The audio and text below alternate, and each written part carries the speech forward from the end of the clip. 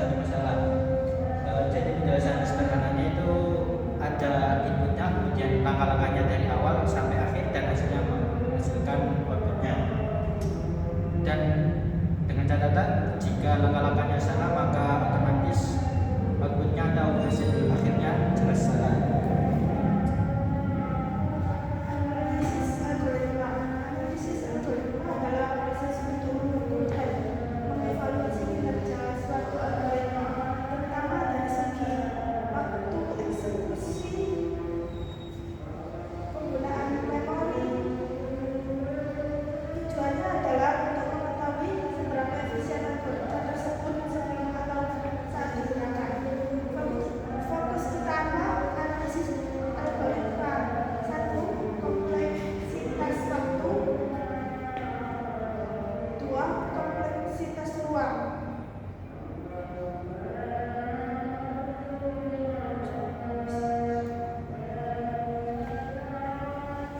Kompleksitas waktu atau time complexity.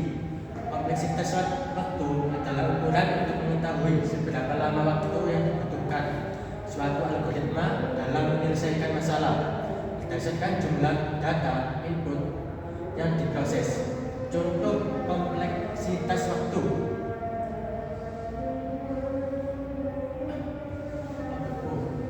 O1 waktu tetap atau sangat cepat.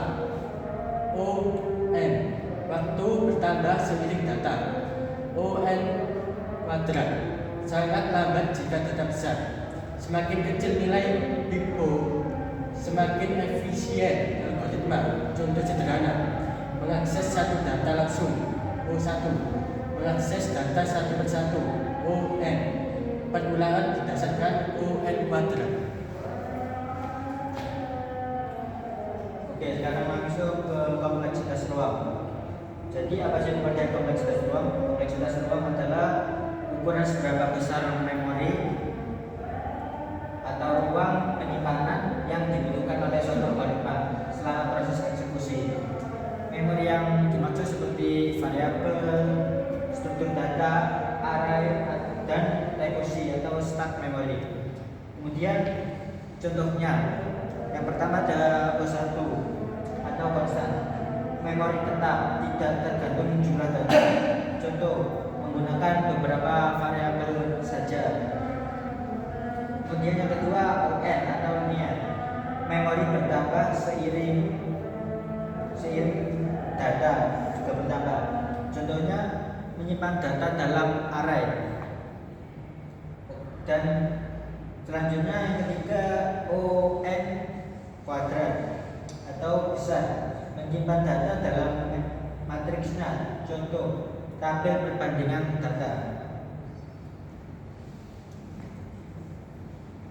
Lanjut, optimasi algoritma. Optimasi algoritma adalah proses meningkatkan efisiensi algoritma. Jadi kan sebelumnya itu ada algoritma, kemudian ini meningkatkan efisiensi jadi agar lebih cepat untuk membuat algoritmanya. Tujuan optimasi algoritma mengurangi waktu eksekusi jadi semakin cepat, kemudian menghemat penggunaan memori jadi penyimpanan yang terpakai akan menjadi lebih sedikit, meningkatkan performa program jadi kinerja program semakin cepat dan semakin cepat lah intinya, menangani data besar dengan baik. Jadi apabila data besar maka bisa dieksekusi dengan sebaik mungkin. Contoh optimasi sederhana, sebelum optimasi menggunakan pencarian linear ON, setelah optimasi menggunakan binary search O log N, hasil sama tapi lebih cepat. Teknik optimasi algoritma. 1. Mengurangi pengulangan yang tidak perlu. Contoh optimasi sederhana, sebelum optimasi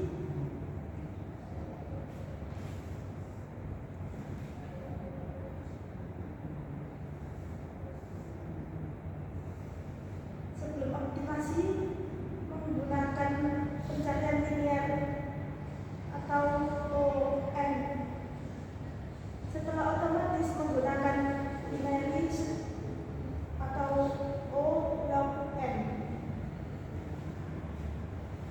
Hasil sama tapi lebih cepat. 2. Menggunakan algoritma yang lebih efisien. Pilih algoritma dengan kompleksitas waktu lebih kecil. Contoh, bubble sort atau n kuadrat, patch sort atau O n log n. 3. Menggunakan struktur data yang tepat. Struktur data yang tepat bisa membuat algoritma jauh lebih cepat. Contoh, array atau pencarian O n, hash table atau pencarian O1. Teknik-teknik optimasi algoritma. 4. Menghindari perhitungan berulang.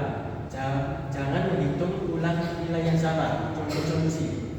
Menyimpan hasil sementara atau caching. Menggunakan variabel bantuan. 5. Mengoptimalkan penggunaan memori. Gunakan variabel seperlunya. Hapus data yang tidak diinginkan. Hindari penyimpanan data berlebihan. Oke, kesimpulan. Jadi kesimpulannya, algoritma merupakan serangkaian langkah logis dan sistematis yang digunakan komputer untuk menyelesaikan masalah komputasi. Jadi algoritma itu langkah-langkah dari awal hingga akhir. Kemudian analisis algoritma dilakukan untuk mengevaluasi kinerja algoritma berdasarkan efisiensi waktu, eksekusi, dan penggunaan memori sehingga dapat diketahui seberapa optimal algoritma tersebut dijalankan oleh komputer. Jadi analisis algoritma dilakukan untuk mengetahui seberapa efisiensi waktu tersebut semakin cepat atau semakin lambat, dan penggunaan memorinya semakin banyak atau semakin kecil, dan kinerja performanya semakin meningkat atau semakin menurun. Kemudian kompleksitas waktu time, complexity, menunjukkan jumlah operasi komputasi yang dilakukan algoritma seiring bertambahnya ukuran data, sedangkan kompleksitas ruang space menunjukkan kebutuhan memori selama proses komputasi. Jadi kompleksitas waktu itu menunjukkan jumlah operasi, menunjukkan operasi yang dimana harus seberapa banyak waktu yang dibutuhkan untuk bertambahnya ukuran data, sedangkan kompleksitas ruang itu menunjukkan kebutuhan memori yang digunakan selama algoritma berjalan tersebut. Notasi DIO digunakan sebagai alat standar dalam analisis algoritma untuk menyatakan tingkat pertumbuhan performa algoritma dalam kondisi terburuk worst case. Kemudian optimasi algoritma bertujuan meningkatkan efisiensi proses komputasi tanpa mengubah hasil akhir dengan cara mengurangi perulangan yang tidak perlu, memilih algoritma yang lebih efisien, serta menggunakan struktur data yang tepat.